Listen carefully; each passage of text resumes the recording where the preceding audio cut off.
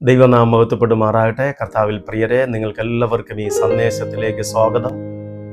ഇരിക്കുന്നവനും ഇരുന്നവനും വരുന്നവനുമായി സർവശക്തിയുള്ള നമ്മുടെ കർത്താവായ യേശു ക്രിസ്തുവിൻ്റെ അനന്തമായ കൃപകളും ദൈവിക നന്മകളും അനുഗ്രഹങ്ങളും സർവശക്തനായ ദൈവം നിങ്ങളുടെ മേൽ ചൊരിയട്ടെ എന്ന് ഞാൻ പ്രാർത്ഥിക്കുകയാണ്. നിങ്ങൾ ലോകത്തിൻ്റെ ഏത് കോണിലായിരുന്നുകൊണ്ട് ഈ സന്ദേശം ശ്രദ്ധിക്കുന്നുണ്ട് എങ്കിലും നിങ്ങളുടെ മേൽ വചനം കേൾക്കുമ്പോൾ തന്നെ ഒരു പ്രത്യേക ദൈവത്തിൻ്റെ സാന്നിധ്യവും കൃപയും വ്യാപരിക്കട്ടെ എന്ന് ഞാൻ യേശു ക്രിസ്തുവിൻ്റെ നാമത്തിൽ പ്രാർത്ഥിക്കുകയാണ്. ഇന്ന് ഞാൻ നിങ്ങളുടെ ശ്രദ്ധ കൊണ്ടുവരുവാനായിട്ട് നമ്മൾ ഒരുമിച്ച് പ്രാർത്ഥനയോടെ ധ്യാനിക്കാനായിട്ട് ആഗ്രഹിക്കുന്നതായിട്ടുള്ള വേദഭാഗം യെശയ്യാ പ്രവാചകന്റെ പുസ്തകം 40-ാം അധ്യായം അതിൻ്റെ 27-ഉം 28-ഉം വാക്യങ്ങളാണ്. ഇങ്ങനെ അവിടെ രേഖപ്പെടുത്തിയിരിക്കുന്നു: എന്നാൽ എൻ്റെ വഴി യഹോവയ്ക്ക് മറഞ്ഞിരിക്കുന്നു, എൻ്റെ ന്യായം എൻ്റെ ദൈവം കാണാതെ കടന്നുപോയിരിക്കുന്നു എന്ന് യാക്കോബേ നീ പറയുകയും ഇസ്രായേലെ നീ സംസാരിക്കുകയും ചെയ്യുന്നതെന്ത്? നിനക്കറിഞ്ഞുകൂടായോ? നീ കേട്ടിട്ടില്ലയോ? യഹോവ നിത്യ ദൈവം, ഭൂമിയുടെ അറുതികളെ സൃഷ്ടിച്ചവൻ തന്നെ. അവൻ ക്ഷീണിക്കുന്നില്ല, തളർന്നു പോകുന്നതുമില്ല. സ്തോത്രം. ദൈവത്തിൻ്റെ പരിശുദ്ധാത്മാവ് യെശയ്യാ പ്രവാചകനിലൂടെ ഒരു ജനതയോട് നൽകുന്നതായ ഒരു പ്രത്യേക സന്ദേശം. ഈ സന്ദേശം ദൈവം തമ്പുരാൻ യെശയ്യാവിലൂടെ ഇസ്രായേൽ ജനത്തിന് നൽകുമ്പോൾ അവർ ബാബിലോണിൽ പ്രവാസത്തിൽ കഴിയുകയാണ്. ദീർഘകാലം ഒരു പ്രവാസ ജീവിതം നയിച്ചു വന്നതായിട്ടുള്ള ജനത്തിൻ്റെ പ്രത്യാശകൾ നഷ്ടപ്പെട്ടു പോയി. അവരുടെ ജീവിതത്തിൽ ഇനി ഒരു മടങ്ങിപ്പോക്കില്ല എന്നവർ ചിന്തിച്ചു. അങ്ങനെ നിരാശയുടെ ആഴക്കയങ്ങളിലേക്ക് അവർ വീണുപോയപ്പോൾ ജീവിതത്തിൻ്റെ സ്വപ്നങ്ങളെല്ലാം അസ്തമിച്ചു എന്ന് ചിന്തിച്ച് ഭാരപ്പെട്ടിരിക്കുമ്പോൾ യെശയ്യാ പ്രവാചകനെ ആ ജനത്തിൻ്റെ അടുക്കൽ അയച്ച് ദൈവം തമ്പുരാൻ അവരോട് ചോദിക്കുകയാണ്: നിങ്ങളുടെ കണ്ണ് മേലോട്ടുയർത്തി നോക്കുവിൻ, ഈ കാണുന്നതൊക്കെയും സൃഷ്ടിച്ചത് ആർ എന്ന് ചോദിച്ചിട്ട് ദൈവം ഈ 28-ാമത്തെ വാക്യത്തിൽ ഇസ്രായേൽ ജനത്തോട് പറയുകയാണ്: സ്തോത്രം, നിനക്കറിഞ്ഞുകൂടായോ? നീ കേട്ടിട്ടില്ലയോ? യഹോവ നിത്യ ദൈവം, അവൻ ഭൂമിയുടെ അറുതികളെ സൃഷ്ടിച്ചവൻ തന്നെ. പ്രിയപ്പെട്ടവരെ, ഒരിക്കലും മാറാത്തതായ അനന്യനായ നിത്യനായ ഒരു ദൈവം നമുക്കായി ജീവിക്കുന്നുണ്ട്. ഈ കർത്താവ് നമ്മോട് പറയുകയാണ്, ജീവിതത്തിൻ്റെ പ്രതിസന്ധികളുടെ മധ്യേ ഒരു ജനത നിലവിളിച്ചപ്പോൾ ആ നിലവിളിക്ക് മറുപടിയായി ദൈവം തൻ്റെ പ്രവാചകനെ അയച്ച് ആ ജനത്തിന് ധൈര്യവും പ്രത്യാശയും നൽകിയെങ്കിൽ ഇന്ന് ഈ സന്ദേശം കേൾക്കുന്നതായ നമ്മോട് ഓരോരുത്തരോടും ദൈവത്തിൻ്റെ ആത്മാവ് പറയുകയാണ്: ഞാൻ നിത്യനായ ഒരു ദൈവമാണ്, എനിക്ക് കഴിയാത്തതായ ഒരു കാര്യവുമില്ല. സ്തോത്രം. ദൈവം നമ്മളെ ബലപ്പെടുത്തുകയാണ്. പ്രിയപ്പെട്ടവരെ, ദൈവം നമ്മെ ഉറപ്പിച്ച് ഹല്ലേലൂയ ശക്തീകരിക്കുകയാണ്. നാം ദൈവത്തിൻ്റെ വചനം വായിക്കുമ്പോൾ വേദപുസ്തകത്തിൻ്റെ പല ഭാഗങ്ങളിലും ദൈവത്തെക്കുറിച്ച് ഉപയോഗിച്ചിരിക്കുന്ന ഒരു പദമാണ് മഹാദൈവം എന്ന്. ഉദാഹരണത്തിന് സങ്കീർത്തനം 95-ന്റെ 3-ാമത്തെ വാക്യത്തിൽ പറയുന്നത്: യഹോവ മഹാദൈവമല്ലോ, അവൻ സകല ദേവന്മാർക്ക് മീതെ മഹാരാജാവ് തന്നെ. ഒരു ദൈവത്തെ മഹാദൈവം എന്ന് പറയണമെങ്കിൽ ആ ദൈവത്തിന് കുറഞ്ഞത് 4 ഗുണവിശേഷങ്ങളെങ്കിലും ഉണ്ടായിരിക്കണം എന്നാണ്. ഒന്ന്, ഈ ദൈവം നിത്യനായിരിക്കണം. അതായത് ഒരു ദൈവത്തെ നിത്യ ദൈവം, എവർലാസ്റ്റിംഗ് ഗോഡ് എന്ന് പറയണമെങ്കിൽ ആ ദൈവം ആരാലും സൃഷ്ടിക്കപ്പെട്ടവനല്ല, മാത്രമല്ല എല്ലാറ്റിനും മുൻപേ ഉള്ളവനും ആയിരിക്കണം. 90-ാം സങ്കീർത്തനം അതിൻ്റെ 2-ാമത്തെ വാക്യത്തിൽ ഇങ്ങനെ രേഖപ്പെടുത്തിയിരിക്കുകയാണ്, സ്തോത്രം, പർവ്വതങ്ങൾ ഉണ്ടാകുന്നതിനും നീ ഭൂമിയെയും ഭൂമണ്ഡലത്തെയും നിർമ്മിക്കുന്നതിന് മുൻപേ നീ അനാദിയായും ശാശ്വതമായും ദൈവമായിരിക്കുന്നു എന്നാണ്. ഉൽപ്പത്തി പുസ്തകം 1-ാം അധ്യായം 1-ാമത്തെ വാക്യം തുടങ്ങുന്നത് ഇങ്ങനെയാണ്: ആദിയിൽ ദൈവം, എല്ലാറ്റിനും മുൻപേ ഉള്ളവൻ, എല്ലാറ്റിനും കാരണഭൂതനായിരിക്കുന്ന ഒരു ദൈവമുണ്ടെങ്കിൽ അത് ഞാനും നിങ്ങളും ആരാധിക്കുന്ന ഈ പ്രപഞ്ചം മുഴുവനും നിറഞ്ഞു നിൽക്കുന്നതായ സർവശക്തനായ ദൈവമാണ്. ഉൽപ്പത്തി പുസ്തകം 17-ാം അധ്യായം അതിൻ്റെ 1-ാമത്തെ വാക്യത്തിൽ ഇങ്ങനെ എഴുതിയിരിക്കുന്നു, സ്തോത്രം, ഞാൻ സർവശക്തിയുള്ള ദൈവമായിരിക്കുന്നു എന്നാണ്.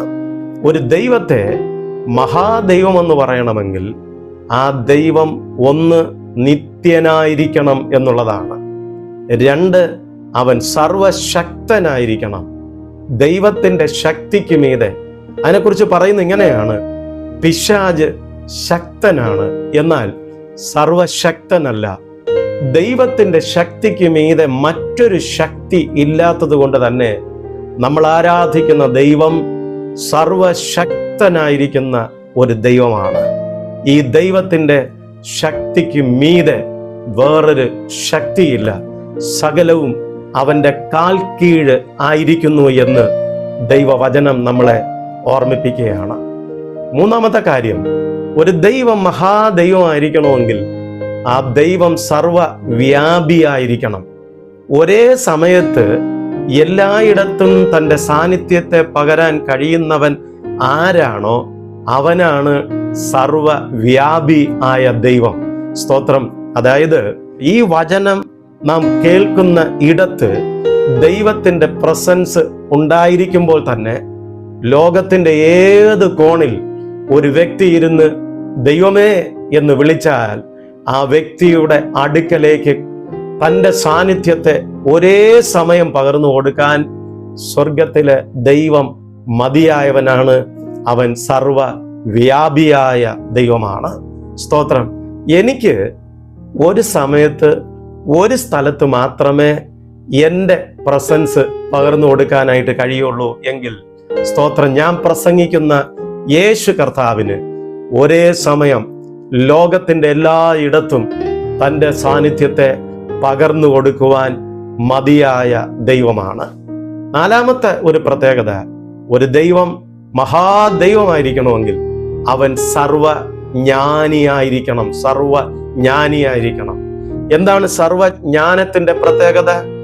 ആരംഭത്തിൽ തന്നെ അവസാനവും അറിയാൻ കഴിയുന്നവൻ ആരാണോ അവനാണ് സർവജ്ഞാനി. പ്രിയപ്പെട്ടവരെ, അമ്മയുടെ ഉദരത്തിനുള്ളിൽ ഉരുവാകുന്നതിന് മുൻപ് അമ്മയെ അറിഞ്ഞവനാണ് നമ്മുടെ കർത്താവ്. സങ്കീർത്തനക്കാരൻ പറയുന്നത്, അമ്മയുടെ ഗർഭാശയത്തിനകത്ത് ഒരു മാംസപിണ്ഡം മാത്രമായി ഞാൻ ഇരുന്നപ്പോൾ ദൈവം എന്നെ അറിഞ്ഞു, ദൈവം എന്നെ മെനഞ്ഞു, ദൈവം എന്നെ രൂപപ്പെടുത്തി എന്നാണ്. സ്തോത്രം. അതുകൊണ്ട് തന്നെ ഞാൻ ജനിക്കുന്നതിന് മുൻപേ എന്നെ അറിഞ്ഞ കർത്താവ്, ഞാൻ ജനിക്കുന്നതിന് മുമ്പ് തന്നെ ഞാൻ എന്തായിത്തീരണമെന്നും എൻ്റെ ജീവിതം ഏത് വിധത്തിലാണ് മുന്നോട്ട് പോകേണ്ടതെന്നും നിശ്ചയമായും അറിയുന്നതായ ഒരു ദൈവം. ആ ദൈവം, സ്തോത്രം, ബാബിലോണിലെ പ്രവാസത്തിൽ കഴിയുന്ന ഇസ്രായേൽ ജനങ്ങളോട് പറയുകയാണ്, ഞാൻ എവർലാസ്റ്റിംഗ് ഗോഡാണ്, ഞാൻ നിത്യ ദൈവമാണ്. അല്ലയോ ഇസ്രായേൽ മക്കളെ, നിങ്ങൾ എന്തിനാണ് നിങ്ങളുടെ ജീവിതത്തിന്റെ പ്രതിസന്ധികളുടെ മധ്യത്തിൽ ഹല്ലേലൂയ എൻ്റെ വഴി യഹോവയ്ക്ക് മറഞ്ഞിരിക്കുന്നതെന്നും എൻ്റെ ന്യായം എൻ്റെ ദൈവം കാണാതെ പോയിരിക്കുന്നു എന്നും നിങ്ങൾ നിലവിളിക്കുന്നത്? സ്തോത്രം. നിങ്ങളെ ഈ കുഴിയിൽ നിന്ന് കയറ്റുവാൻ, നിങ്ങളെ ഈ പ്രവാസത്തിൽ നിന്ന് മടക്കി കൊണ്ടുവരുവാൻ തക്കവണ്ണം ഞാൻ മതിയായ ദൈവമാണ്, ഞാൻ നിത്യനാണ്, ഇന്നലെയും ഇന്നും എന്നേക്കും അനന്യനായ ദൈവം തന്നെയാണ്.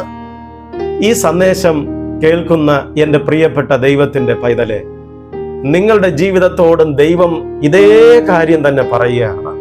നിങ്ങൾ ഏത് കുഴിയിലാണെങ്കിലും ശരി, നിങ്ങൾ ഏത് ബന്ധനത്തിനകത്തായിരുന്നാലും ശരി, നിങ്ങളുടെ ജീവിതം ഏത് പരിതാപകരമായ അനുഭവത്തിലൂടെ കടന്നു പോകുകയാണെങ്കിലും ശരി, ഹല്ലേലൂയ, ഈ നിത്യനായ ദൈവം നമ്മോട് പറയുകയാണ്, നിന്റെ കണ്ണൊന്ന് മേലോട്ട് ഉയർത്തി നോക്ക്.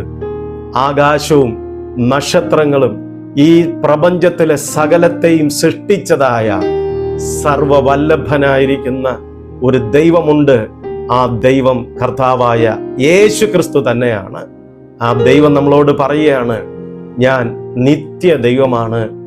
എനിക്ക് നിന്നെ സഹായിക്കാനായി, എനിക്ക് നിന്നെ ഉദ്ധരിക്കാനായി, എനിക്ക് നിന്നെ മടക്കി കൊണ്ടുവരുവാനായിട്ട് കഴിയും എന്നുള്ള മഹത്തായ ഒരു സന്ദേശം ദൈവം തമ്പുരാൻ നമുക്ക് നൽകുകയാണ്.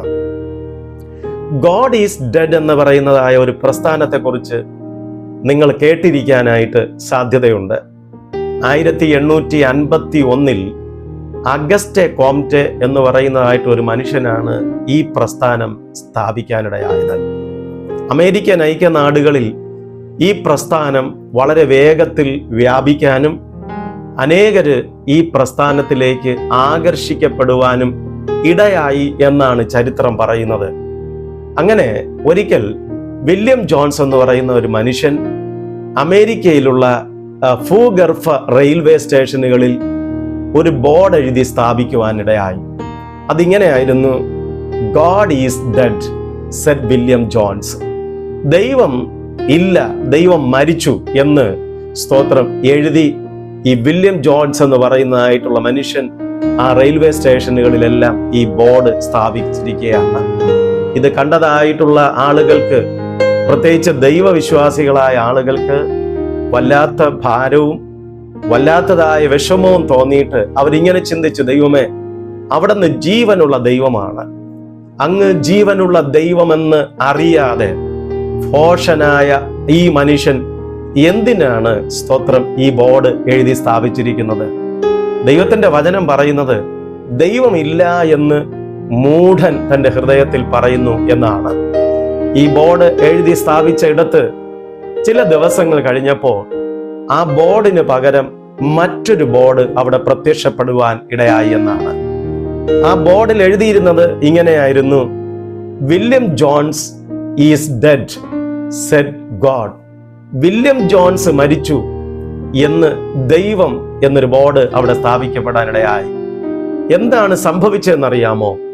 ഈ ബോർഡ് സ്ഥാപിച്ച് ചില ദിവസങ്ങൾ കഴിഞ്ഞപ്പോൾ ഒരു ആക്സിഡന്റിൽപ്പെട്ട് വില്യം ജോൺസ് എന്ന് പറയുന്ന ഈ ദൈവമില്ല എന്ന് പ്രചരിപ്പിച്ച മൂഢനായ മനുഷ്യൻ മരണപ്പെട്ടപ്പോൾ സ്തോത്രം ജീവിക്കുന്ന ദൈവം മാറ്റമില്ലാത്തവനായി അനന്യനായി നിത്യനായി തുടരുന്നു എന്ന് ആ ബോർഡിലൂടെ ഏതോ ഒരു ഭക്തനായ മനുഷ്യൻ ലോകത്തെ വിളിച്ചറിയിക്കുവാനായിട്ട് ഇടയായി. പ്രിയപ്പെട്ടവരെ, ദൈവം ഇല്ല എന്ന് പ്രചരിപ്പിച്ചതായിട്ടുള്ള മനുഷ്യരും അവരുണ്ടാക്കിയതായിട്ടുള്ള പ്രസ്ഥാനങ്ങളും അസ്തമിച്ച് ഇല്ലാതായി പോയപ്പോഴും, ഹല്ലേലൂയ, സ്വർഗത്തിൽ വസിക്കുന്നതായ, നമ്മുടെ ഹൃദയത്തിൽ വസിക്കുന്ന, നാം നിലവിളിച്ചാൽ വിളി കേൾക്കുന്നതായ ഈ നിത്യനായ ദൈവം ഇന്നും ജീവിക്കുന്നുണ്ട്. ഹല്ലേലൂയ. നാം ആത്മാർത്ഥമായി ഒന്ന് ഹൃദയത്തിന്റെ ആഴത്തിൽ നിന്ന് നിലവിളിച്ചാൽ നമ്മുടെ നിലവിളിക്ക് മറുപടി തരാൻ തക്കവണ്ണം അവൻ നമുക്ക് സമീപസ്ഥനായിരിക്കുന്നതായ ഒരു ദൈവം തന്നെയാണ്. ഈ നിത്യനായ ദൈവത്തെക്കുറിച്ച് വിശുദ്ധ വേദപുസ്തകം നമ്മൾ പരിശോധിക്കുമ്പോൾ ഒത്തിരി പ്രത്യേകതകൾ നമുക്ക് കാണാനായിട്ട് കഴിയും.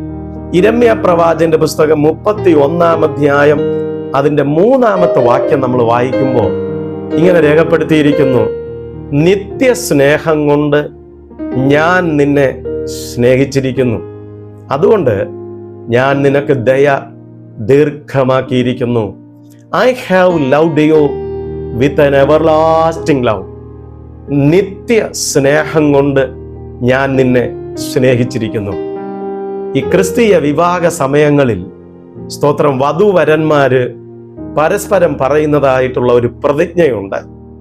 അത് ഞങ്ങളുടെ വിവാഹ ഓർഡറിനകത്ത് കൊടുത്തിരിക്കുന്നത് ഇങ്ങനെയാണ്: നിത്യമായ വിശ്വസ്തതയുടെയും അറ്റുപോകാത്ത സ്നേഹത്തിൻ്റെയും അടയാളമായി ഞാൻ ഈ താലി നിനക്ക് നൽകുന്നു എന്ന് പറയുമ്പോൾ, ഈ താലി സ്വീകരിക്കുന്നതായിട്ടുള്ള വധു പ്രതിജ്ഞ പറയും, നിത്യമായ വിശ്വസ്തതയുടെയും അറ്റുപോകാത്ത സ്നേഹത്തിൻ്റെയും അടയാളമായി ഈ താലി ഞാൻ സ്വീകരിക്കുന്നു എന്ന്. പക്ഷേ നാളുകൾ കഴിയുമ്പോൾ സ്തോത്രം ഇങ്ങനെ ചിലപ്പോൾ ചോദിക്കും, നീ നിന്റെ വീട്ടിൽ നിന്ന് എന്ത് സ്ത്രീധനമാണ് കൊണ്ടുവന്നത്? കൊടുത്തതായിട്ടുള്ള സ്ത്രീധനത്തിന്റെ വലിപ്പം കുറവെന്ന് തോന്നുമ്പോൾ സ്നേഹവും കുറയാറുണ്ട്. ജീവിതത്തിൽ സ്വീകരിച്ചതായ ജീവിത പങ്കാളിയുടെ സൗന്ദര്യം ആഗ്രഹിച്ചതുപോലെ മനസ്സിന് ഇണങ്ങിയതുപോലെ അല്ല എന്ന് തോന്നുമ്പോൾ സ്തോത്രം തള്ളിപ്പറയാറുണ്ട്, സ്നേഹം നഷ്ടപ്പെട്ടു പോകാം. പ്രിയപ്പെട്ടവരെ, സൗന്ദര്യം നഷ്ടപ്പെട്ടു പോകുമ്പോൾ, ആരോഗ്യം നഷ്ടപ്പെട്ടു പോകുമ്പോൾ, വരുമാനം നഷ്ടപ്പെട്ടു പോകുമ്പോൾ, ചില കുറവുകൾ ജീവിതത്തിൽ ഉണ്ടായി എന്ന് തോന്നുമ്പോൾ ജീവിത പങ്കാളിയോടുള്ള മനുഷ്യരോടുള്ള സ്നേഹത്തിന്റെ അളവിന് കുറവ് വന്നു എന്നിരിക്കാം.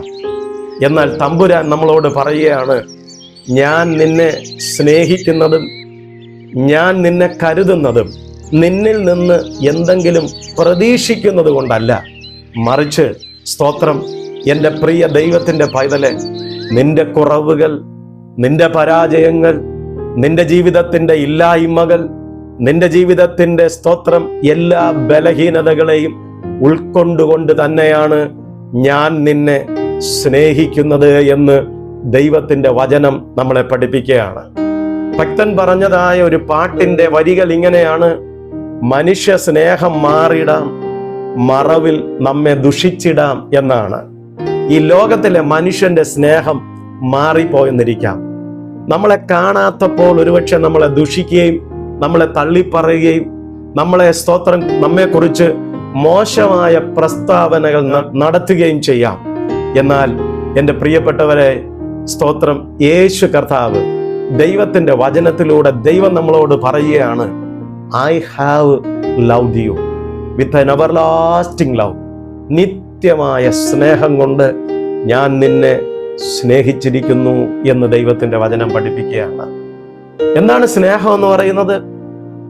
സദൃശവാക്യങ്ങളുടെ പുസ്തകം 17-ാം അധ്യായം അതിന്റെ 17-ാമത്തെ വാക്യത്തിൽ ഇങ്ങനെ എഴുതിയിരിക്കുന്നു: സ്നേഹിതൻ എല്ലാ കാലത്തും സ്നേഹിതനായിരിക്കുന്നു. സ്നേഹിതൻ എല്ലാ കാലത്തും സ്നേഹിക്കുന്നു, അനർത്ഥകാലത്ത് അവൻ സഹോദരനായി തീരുന്നു എന്ന് അവിടെ രേഖപ്പെടുത്തിയിരിക്കുകയാണ്. പ്രിയപ്പെട്ടവരെ, അനർത്ഥകാലത്ത് നമ്മുടെ സഹോദരനായി തീരുന്നവനാണ് യഥാർത്ഥ സ്നേഹിതൻ. സ്തോത്രം. അങ്ങനെ നമുക്ക് ആരെങ്കിലും കാണാനായിട്ട് കഴിയുമോ? നമ്മുടെ ജീവിതത്തിന്റെ അനർത്ഥങ്ങൾ വരുമ്പോൾ, നാം ഒറ്റപ്പെട്ടുപോയി എന്ന് തോന്നുമ്പോൾ, ജീവിതത്തിൽ നഷ്ടങ്ങളും കഷ്ടങ്ങളും അനുഭവിക്കുന്ന സന്ദർഭങ്ങളിൽ നമ്മളോട് കൂടെ നിൽക്കാൻ എത്ര പേരാണ് കൂടെ നമുക്ക് കാണുന്നത്? സാധു കൊച്ചു കുഞ്ഞുപദേശി എന്ന് പറയുന്നതായിട്ടുള്ള ഭക്തനായ മനുഷ്യൻ, അദ്ദേഹം സുവിശേഷ വേലയ്ക്ക് വേണ്ടി ഇറങ്ങി തിരിച്ചപ്പോൾ കഷ്ടങ്ങളും നഷ്ടങ്ങളും ദാരിദ്ര്യവും അദ്ദേഹത്തിന്റെ സന്തത സഹചാരിയായി കൂടെ ഉണ്ടായിരുന്നു. ഒരിക്കൽ അദ്ദേഹം തൻ്റെ ബന്ധുക്കളെ കാണാനായിട്ട് അവരോട് എന്തെങ്കിലും സഹായം അഭ്യർത്ഥിക്കാമെന്ന് ചിന്തിച്ച് അദ്ദേഹം ഇങ്ങനെ നടന്നു പോവുകയാണ്. ദൂരത്ത് നിന്ന് തന്നെ ഈ മനുഷ്യനെ കാണുമ്പോൾ ആ ബന്ധുക്കളെല്ലാം മാറിക്കളയാനായിട്ടിടയായി തീർന്നു. ഇനി എന്തെങ്കിലും ചോദിച്ചാൽ കൊടുക്കണമല്ലോ എന്ന് വിചാരിച്ച് അവരെല്ലാം മുഖം തിരിച്ച് മാറിപ്പോയപ്പോൾ ഈ സാധുവായ മനുഷ്യന്റെ ഹൃദയം ഒന്ന് പിടഞ്ഞു. പക്ഷേ അദ്ദേഹത്തിന്റെ ഹൃദയത്തിനകത്ത് അദ്ദേഹം ഇങ്ങനെ സ്തോത്രം ഇങ്ങനെ പറഞ്ഞു: എൻ്റെ ദൈവം മഹത്വത്തിൽ ആദ്രവാനായി ജീവിക്കുമ്പോൾ സാധു ഞാൻ ഈ ശോണിതന്നിൽ ക്ലേശിപ്പാൻ ഏതുമില്ല എന്ന്. ഈ ലോകത്തിൽ സ്നേഹിതരും ചാർച്ചക്കാരും പ്രിയപ്പെട്ടവരുമല്ല കണ്ടിട്ടും കാണാതെ കടന്നു പോകുമ്പോഴും സ്തോത്രം അതേ ജീവിതത്തിന്റെ പ്രതിസന്ധികളുടെ മധ്യത്തിൽ ഓടി വന്ന് ഒരു കുഞ്ഞിനെ അമ്മ എടുത്ത് മാറോടണച്ച് ആശ്വസിപ്പിക്കുന്നത് പോലെ ആശ്വസിപ്പിക്കുന്ന ഒരു കർത്താവ്, ഒരു ദൈവമുണ്ട്. അവന്റെ സ്തോത്രം സ്നേഹത്തിന് ഒരിക്കലും മാറ്റമില്ലാത്തതാണെന്ന്. എൻ്റെ പ്രിയപ്പെട്ട സഹോദരങ്ങളെ, ഹല്ലേലൂയ, നമുക്കൊരു ദൈവമുണ്ട്. നമ്മുടെ ജീവിതത്തിൻ്റെ കുഴഞ്ഞ ചേറ്റുകളിൽ നമ്മൾ അകപ്പെട്ടു പോകുമ്പോൾ തൻ്റെ വലങ്കരം നീട്ടി ആ കുഴഞ്ഞ ചേറ്റിൽ നിന്നും നമ്മളെ കൈപിടിച്ച് കയറ്റി പാറമേൽ നിർത്തുന്ന ഒരു കർത്താവ്. ആരൊക്കെ നമ്മളെ കാണാതെ പോയാലും, ആരൊക്കെ നമ്മളെ കരുതിയില്ലെങ്കിലും ശരി, കരുതുവാൻ സ്വർഗത്തിലൊരു നല്ല പിതാവുണ്ട്. ഒരു സ്ത്രീ തൻ്റെ കുഞ്ഞിനെ മറന്നു കളഞ്ഞാലും ഞാൻ നിന്നെ മറക്കുകയില്ല. ജീവിതത്തിൽ ഏതൊക്കെയോ കുഴഞ്ഞ ചേറ്റിലൂടെ ഈ ശബ്ദം കേൾക്കുന്ന എൻ്റെ പ്രിയ ദൈവത്തിൻ്റെ പൈതലെ നിങ്ങൾ കടന്നു പോകുന്നുണ്ടാവാം. ഭാവിയെ നോക്കുമ്പോൾ എല്ലാം ഇരുളടഞ്ഞതായി തോന്നുന്നുണ്ടാവാം. ജീവിതത്തിൽ അടുത്ത ചുവട് എവിടെ വയ്ക്കും എന്ന് നിങ്ങൾ ചിന്തിച്ച് ഭാരപ്പെടുന്ന ഒരു വ്യക്തിയായിരിക്കാം. സാമ്പത്തികമായ വഴികളെല്ലാം അടഞ്ഞ് വല്ലാത്ത കടഭാരം കൊണ്ട് നിങ്ങൾ വീർപ്പ് മുട്ടി നിൽക്കുന്നതായ ഒരു വ്യക്തിത്വത്തിന്റെ ഉടമയായിരിക്കാം. ഒരുപക്ഷെ സ്തോത്രം, ജീവിതത്തിൽ ഒരു കര കാണാൻ കഴിയുമെന്ന് വിചാരിച്ച് ഉള്ളതെല്ലാം വിറ്റുപറക്കി സ്തോത്രം വിദേശത്ത് പോകാനായിട്ട് പണം കൊടുത്തതായിട്ടുള്ള ഒരു വ്യക്തിയായിരിക്കാം. അങ്ങനെയുള്ള പല ആളുകൾ ഇന്നുണ്ട്. എല്ലാം നഷ്ടപ്പെട്ട്, കുടുംബം നഷ്ടപ്പെട്ട്, ജീവിത പങ്കാളിയുടെ അവിശ്വസ്തത നിമിത്തം കുടുംബ ബന്ധം തകർന്ന് വല്ലാതെ ഭാരപ്പെടുന്ന ഒരു വ്യക്തിയായിരിക്കാം. എന്നെ സ്നേഹിക്കാൻ ആരും ഈ ലോകത്തിലില്ല, എന്നെ കരുതാൻ ഈ ലോകത്തിൽ എനിക്ക് ആരുമില്ല, ഞാൻ എന്ത് ചെയ്യും എന്ന് നിങ്ങൾ ചിന്തിച്ചിരിക്കുന്നുണ്ടോ? ദൈവം തമ്പുരാൻ പറയുകയാണ്, നിനക്കറിഞ്ഞുകൂടായോ? നീ കേട്ടിട്ടില്ലയോ? ഒരു ദൈവം നമുക്കുണ്ട്. അവൻ നിത്യ ദൈവമാണ്. അവൻ ഭൂമിയുടെ ആർദികളെ സൃഷ്ടിച്ചവനാണ്. അവന്റെ സ്നേഹത്തിന് ഒരിക്കലും കുറവില്ല. അതുകൊണ്ട് യിരെമ്യാവിലൂടെ അവൻ നമ്മളോട് പറയുകയാണ്, ഐ ഹാവ് ലവ്ഡ് യു, ഞാൻ നിന്നെ സ്നേഹിച്ചിരിക്കുന്നു. ഈ ശബ്ദം കേൾക്കുന്ന ദൈവ പൈതലെ, ദൈവം നിങ്ങളോട് പറയുകയാണ്, ഞാൻ നിന്നെ സ്നേഹിക്കുന്നു. മറ്റാരും ഈ ലോകത്തിൽ സ്നേഹിക്കാനില്ല എന്ന് നീ വിചാരിക്കരുത്. എല്ലാം തീർന്നു എന്ന് തോന്നുന്ന ഇടത്ത് ഒരു കരം നിങ്ങളെ തേടി വരികയാണ്. ഒരു കരം ഈ സമയം നിങ്ങൾ ഇരിക്കുന്ന ഇടത്ത് നിങ്ങളെ താങ്ങി എഴുന്നേൽപ്പിക്കുകയാണ്. സ്തോത്രം, സ്തോത്രം. യജമാനൻ ഒരു തുരുത്തി വെള്ളവും തോളിൽ എടുത്തു വെച്ചു കൊടുത്ത് തൻ്റെ കുഞ്ഞിനെയും ഏൽപ്പിച്ചു കൊടുത്ത് സ്തോത്രം വീട്ടിൽ നിന്ന് ഇറക്കി വിടുമ്പോൾ ബേർഷേബ മരുഭൂമിയിൽ ഉഴന്നു നടക്കുന്ന ഹാഗർ എൻ്റെ കുഞ്ഞിന്റെ മരണം ഇനി കാണണ്ട എന്ന് ചിന്തിച്ച് ഹല്ലേലൂയ അവൾ വേറിട്ടിരുന്ന് ഭാരത്തോടെ ഇരിക്കുമ്പോൾ ദൈവം തമ്പുരാൻ ഹാഗറിനോട് സംസാരിക്കുകയാണ്, ഹാഗറേ, ഇവിടെ നിനക്ക് എന്ത് കാര്യം? നിന്റെ കുഞ്ഞിനെ താങ്ങി എഴുന്നേൽപ്പിച്ചു കൊള്ളുക എന്ന് പറഞ്ഞ് ദൈവം ഒരാലോചന കൊടുക്കുക മാത്രമല്ല, വിഷാദത്തോടെ ഇരുന്ന ആ സ്ത്രീക്ക് ദൈവം അവരുടെ കണ്ണിന്റെ മുമ്പിൽ ഒരു നീരുറവ ദൈവം തമ്പുരാൻ കാണിച്ചു കൊടുക്കുകയാണ്. ഈ ശബ്ദം കേൾക്കുന്ന എൻ്റെ പ്രിയ ദൈവത്തിന്റെ കുഞ്ഞെ, നിനക്ക് വേണ്ടി ദൈവം നിന്റെ കണ്ണിന്റെ മുമ്പിൽ ഒരു നീരുറവ ദൈവം തുറന്നു വയ്ക്കുകയാണ്. നീ അധൈര്യപ്പെടണ്ട, കണ്ണുകളൊന്ന് ഉയർത്തുക. നിന്നെ സ്നേഹിക്കുന്ന ഒരു കർത്താവ് നിന്റെ ചാരത്തുണ്ട്. അവൻ നിന്നെ താങ്ങി എഴുന്നേൽപ്പിക്കുകയാണ്. നിനക്ക് വേണ്ടി അവൻ ഒരു ഉറവ തുറന്നു തരുന്നു എന്ന് ദൈവത്തിന്റെ ആത്മാവ് ഈ വചനം കേൾക്കുമ്പോൾ നിങ്ങളോട് ആലോചന പറയുകയാണ്. ഹല്ലേലൂയ, ദൈവത്തിന് സ്തോത്രം. രണ്ടാമത്, ഈ വാക്യത്തിന്റെ അടിസ്ഥാനത്തിൽ ഞാൻ നിങ്ങളോട് പറയാനായിട്ട് ആഗ്രഹിക്കുന്നത്, ദൈവം തൻ്റെ വാഗ്ദത്വങ്ങൾ, തൻ്റെ വചനങ്ങൾ നിറവേറ്റുന്നതിൽ എപ്പോഴും നിത്യനായിരിക്കുന്ന ഒരു ദൈവമാണ്. ഹല്ലേലൂയ. ദൈവത്തിന് നിറവേറ്റാൻ കഴിയാത്തതായ ഒരു വാഗ്ദത്വങ്ങളും ഇല്ല പ്രിയപ്പെട്ടവരെ. നമ്മുടെ മുമ്പിൽ വരുന്നതായിട്ടുള്ള രാഷ്ട്രീയ പാർട്ടികൾ, മറ്റ് മത നേതാക്കന്മാര് ഒരുപാട് വാഗ്ദാനങ്ങൾ നമുക്ക് നൽകാറുണ്ട്. ആ വാഗ്ദാനങ്ങൾ മുഴുവനും അവരുടെ കാര്യങ്ങൾ സാധിക്കുന്നതിന് വേണ്ടി മാത്രമാണ്. എന്നാൽ നമ്മുടെ തമ്പുരാനുണ്ടല്ലോ, സ്തോത്രം, അവനൊരു വാക്ക് പറഞ്ഞാൽ ഒരിക്കലും പിന്നെ മാറ്റി പറയുന്ന ദൈവമല്ല. കർത്താവ് ഒരിക്കൽ പറഞ്ഞു, ആകാശം മാറും, ഈ ഭൂമി മാറിപ്പോകും, എങ്കിലും എൻ്റെ വചനങ്ങൾക്കോ ഒരിക്കലും മാറ്റം വരികയില്ല. യെശയ്യാ പ്രവചന പുസ്തകം 55-ാം അധ്യായം അതിന്റെ 11-12 വാക്യങ്ങളിൽ ദൈവം പ്രവാചകനിലൂടെ തൻ്റെ ജനത്തോട് പറഞ്ഞു, എൻ്റെ വായിൽ നിന്ന് പുറപ്പെടുന്ന എൻ്റെ വചനമായിരിക്കും, അത് വെറുതെ എൻ്റെ അടുക്കലേക്ക് വരാതെ ഞാൻ അയച്ച കാര്യം സാധിപ്പിക്കുക തന്നെ ചെയ്യും. Praise the Lord. ദൈവം പറയാണ്, എൻ്റെ വായിൽ നിന്നൊരു വചനം പുറപ്പെട്ടാൽ അത് വെറുതെ എൻ്റെ അടുക്കലേക്ക് മടങ്ങി വരത്തില്ല. എന്തിനു വേണ്ടിയാണോ ആ വചനം പുറപ്പെട്ടത്, ആ വചനം നിവർത്തിച്ചുകൊണ്ട് തന്നെ വരും. ഹല്ലേലൂയ. ദൈവത്തിന്റെ ആത്മാവ് ഈ സന്ദേശം പറയുമ്പോൾ നിങ്ങളോട് പറയാൻ എന്നോട് പറയുന്നത്, ദൈവത്തിന്റെ വായിൽ നിന്നൊരു വചനം നിനക്ക് വേണ്ടി പുറപ്പെട്ടിട്ടുണ്ട്. ആ വചനം, സ്തോത്രം, ഇതാ രൂപാന്തരങ്ങൾ വരുത്തിക്കൊണ്ടിരിക്കുകയാണ്. ആ വചനം എന്തിനു വേണ്ടി പുറപ്പെട്ടുവോ ആ വചനം, ആ ഉദ്ദേശം നിവർത്തിക്കാനായിട്ട് പോവുകയാണ്. ഹല്ലേലൂയ.